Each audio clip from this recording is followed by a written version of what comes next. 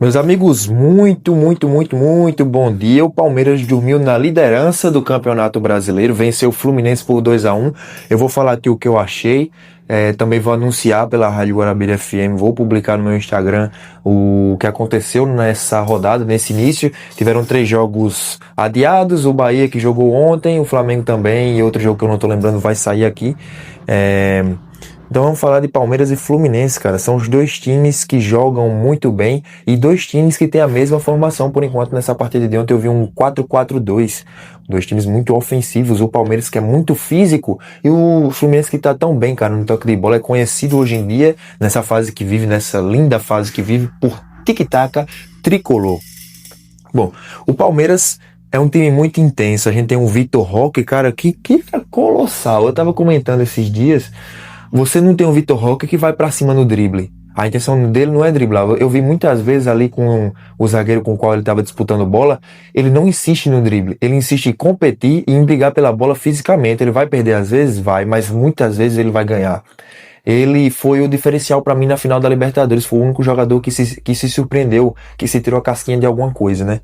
Então você vê a diferença do Vitor Roque, a diferença que faz nesse elenco do Palmeiras. Eu gosto muito de Flaco Lopes também, mas falando assim de uma questão de peso para a equipe, eu acho que muito mais é a capacidade e o poder de fogo de Vitor Roque.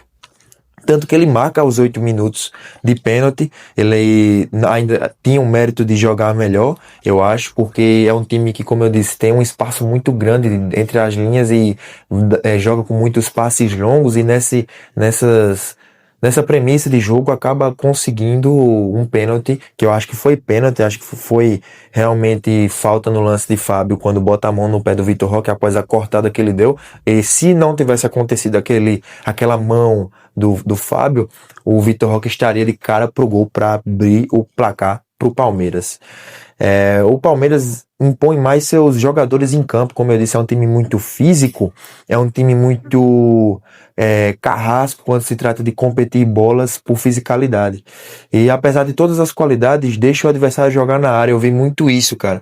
Ali na zaga com Murilo e Gustavo Gomes, que eu acho que o Palmeiras precisa contratar urgentemente um zagueiro melhor do que o Murilo, para fazer dupla com o capitão Gustavo Gomes. Estão atrás de Nino até hoje do Zenit. Não tem pressa para esperar pelo zagueiro, pode esperar até o meio do ano, mas precisa urgentemente de um zagueiro melhor, assim, mais versátil, o time do Palmeiras.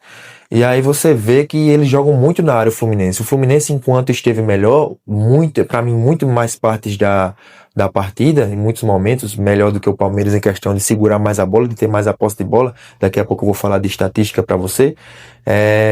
E aí acabava que quando o Fluminense chegava na área, conseguia muitas tabelas ali, que eu vi que foi uma questão réu do Palmeiras, né? Ele é o culpado. O time do Palmeiras deixa o Fluminense jogar e se acomodar. Se não estivesse em casa, se estivesse no Maracanã com a torcida tricolor em peso, acabaria que seria complicado para o time alviverde.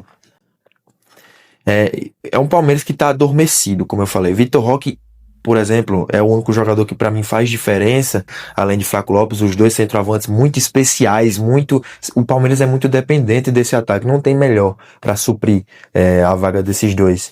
E o Vitor Roque quer ganhar todas no corpo, até os passes errados de áreas também que entrou, parecem certos, se davam por certos, para você ver que nem tudo questiona por posse de bola, nem tudo pede posse de bola, nem tudo pede estatística, pede apenas um detalhe, pede apenas um pouco de qualidade. Quando se joga em casa, o Palmeiras não pode perder. Foi o que aconteceu, o Palmeiras ganhou, o Palmeiras não fez feio. Falar um pouco do Fluminense também. O primeiro chute do Fluminense é aos 3 minutos do jogo, e você vê que o Fluminense está muito atento às tabelas. Eu vi, cara, que sensacional o time do Fluminense. Sério mesmo, porque é um time que não abaixa a cabeça pro Palmeiras em momento nenhum, tanto que no finalzinho do segundo tempo, principalmente, acabou levando a melhor em muitos lances, e trabalhava a bola muito bem. Zubeldia, ele tem 29 partidas e 20 vitórias, para você ver como vai bem a campanha do argentino por aqui. Cara, é sensacional, saiu do São Paulo para fazer história no clube carioca. É bom o Fluminense, mas não é constante, ou não consegue ser constante, porque deixava muitas vezes ali alguns passes errados para dar brecha pro jogo do Palmeiras, e aí desencadeou os 2 gols, cara. O Alan fez o segundo gol, foi um gol maravilhoso, é o gol da rodada para mim, se não for o gol do campeonato até agora. É um Fluminense que não tem pressa e não se esconde, tanto que aos 39 minutos, Lúcio Acosta, que para mim foi o melhor do time do Fluminense, faz o gol. É o melhor jogador tricolor desse início de temporada. O Fluminense é persistente, é brigador. Eu vejo que Ganso também é aquela maestria enferrujada, porque tem muitos bons passes, tem muita visão de jogo, mas ainda não tem um físico que vai corresponder com esse time tão rápido do Fluminense. Foi melhor que o Palmeiras no segundo tempo para mim. Foi melhor. Em casa, o Palmeiras estava em casa, mas eu vi que o Fluminense botou na roda em certa parte do jogo.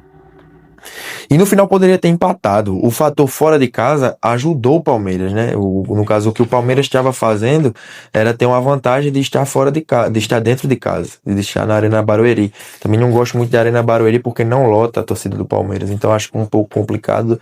Acho que é um a menos pro time do Corinthians, ou o time do Palmeiras, mas acabou vencendo e acabou dormindo na liderança. Incrivelmente, os dois, todos os gigantes paulistas estão no G3, no Z3, na verdade, estão entre os 3 colocados, que é Palmeiras, São Paulo logo abaixo, e Corinthians, que empatou com o Cruzeiro.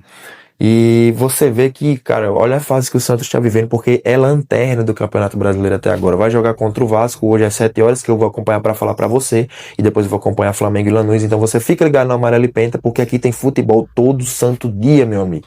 Não perca.